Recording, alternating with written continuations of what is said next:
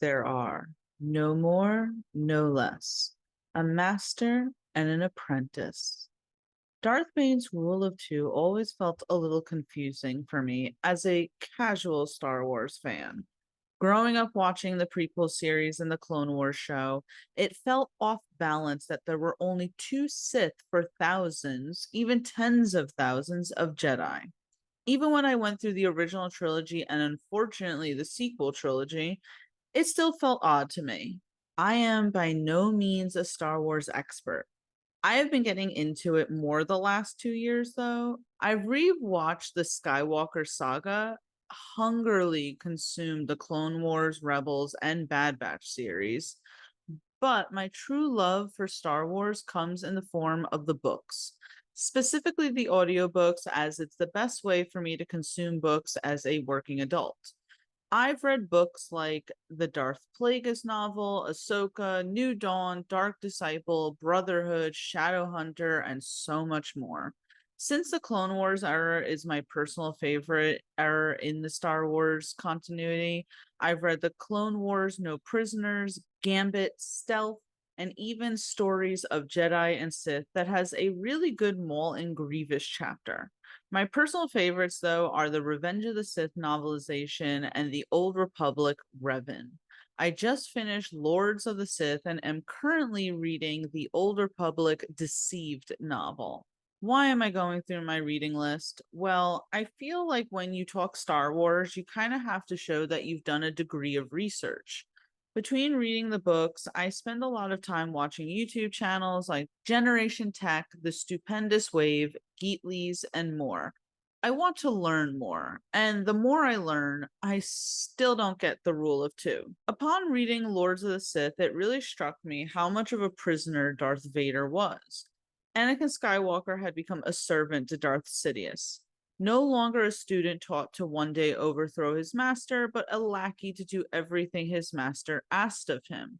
The book was super depressing, and while Darth Vader is, of course, one of the greatest Star Wars characters ever, it really made me ask, is this the Sith way? I love the Sith of the Old Republic.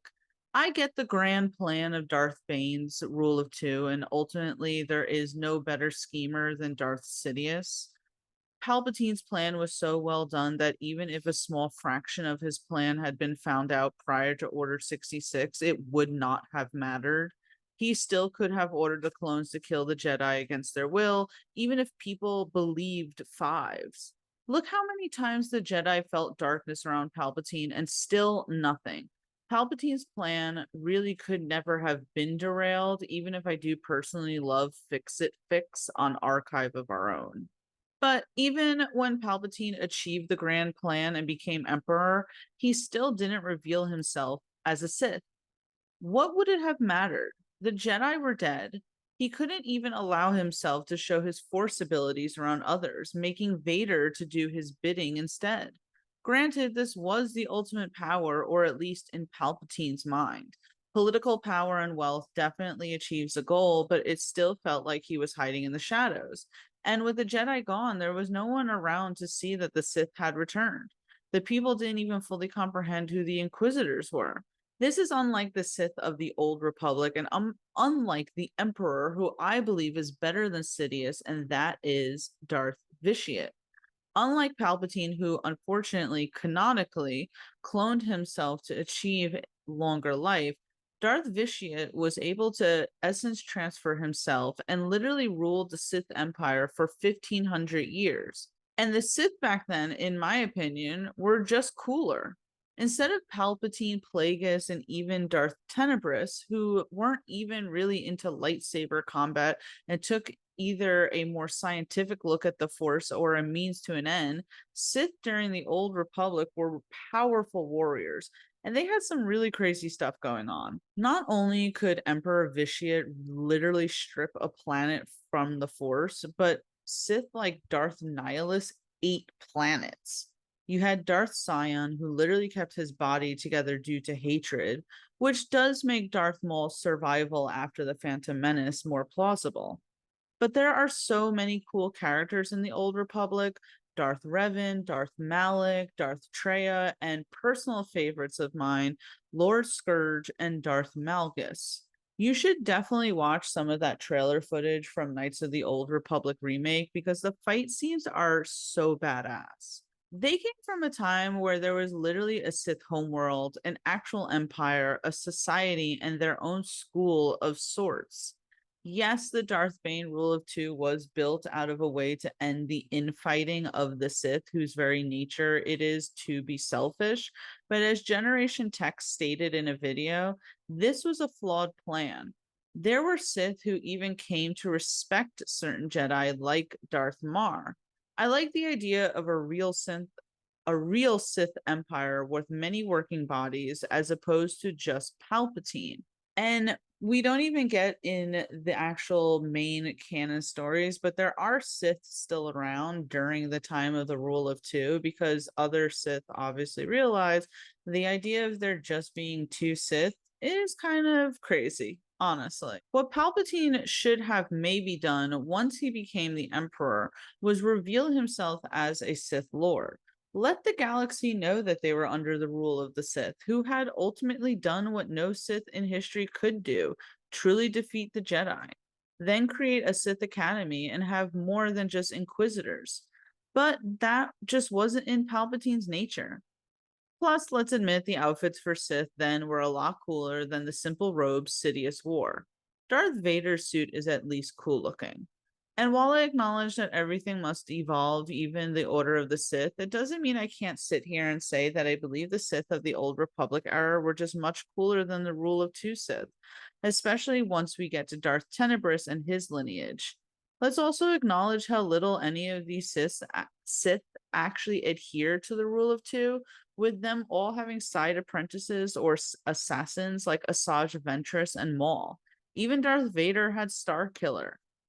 So what I'm saying is essentially that even the rule of two Sith couldn't adhere to the very lineage and rules that essentially had made the rest of the Sith go extinct. I understand from a political stance and all that that Palpatine's plan and the grand plan did indeed work out in the end. But I just like the idea of you having both the Sith and the Jedi at a time. And the Sith of the Old Republic just were cooler to me, honestly. I would love to actually get more about the Old Republic. As I said before, I am in the middle of reading the Deceived novel, and I do plan on finishing the 4 books that are in the Old Republic book series. But I would just love to have more of these guys. Personally, I was not a fan of the Acolyte. It did not achieve what I had originally wanted it to achieve once we found out that we were getting a show called The Acolyte. As others feel, I am a little hesitant to even want a show about the Old Republic in fear that it might not live up to the standards. But I do have a video on this channel where I say that the animated section of Disney Star Wars seems to be a lot better than the live action section of Disney Star Wars because I truly am a fan of things like Rebels and The Bad Batch. And if you do remember, the last season of the Clone Wars was by Disney. Tales of the Jedi were good and Tales of the Empire were good as well. So if we can get something with the Old Republic that's on the animated side, I do think that it might actually work out in our favor here. Of course, we don't know really what is canon as far as the Old Republic goes with Disney because they made a lot of things legends and all that. So I'm not going to speak about that only because I don't know the deep lore on all of it, what actually is canon or not. But I would love to get that actual remake of Knights of the Old Republic because the trailers that we got from 2021 were really awesome looking. The fights were so good. Honestly, the fights in those look better than mostly anything that is in the live action Star Wars anyway, besides maybe the prequel series, the prequel movies, but that's just me. As I said before, this is just my opinion. There are definitely people who are huge fans of the Darth Bane rule of two and consider Darth Sidious the greatest Sith of all time, the most powerful. I know that I believe, don't quote me, that even George Lucas, who created these characters, say that Sidious is the most powerful Sith of all time. And certainly, yes, he was very, very powerful. I'm not going to push back on that. But in my opinion, I do think that the Sith of the Old Republic were just way cooler. That's it. And I would love if, and I'm sure it's out there, someone to do a video of emperors like Emperor Vitiate versus Emperor Sidious and see who would win out on that on top. But anyway, I'm rambling now. I'm at the end of my script and all that. This is Tia from Geek Vibes Nation. Please let me know what you think about this. Please don't come for me. I am much more of a casual Star Wars fan than anything else, even though I would love to get more into it. If you have any reading or comic books or anything that you suggest that I take a look at, and that way maybe I can learn a little bit more.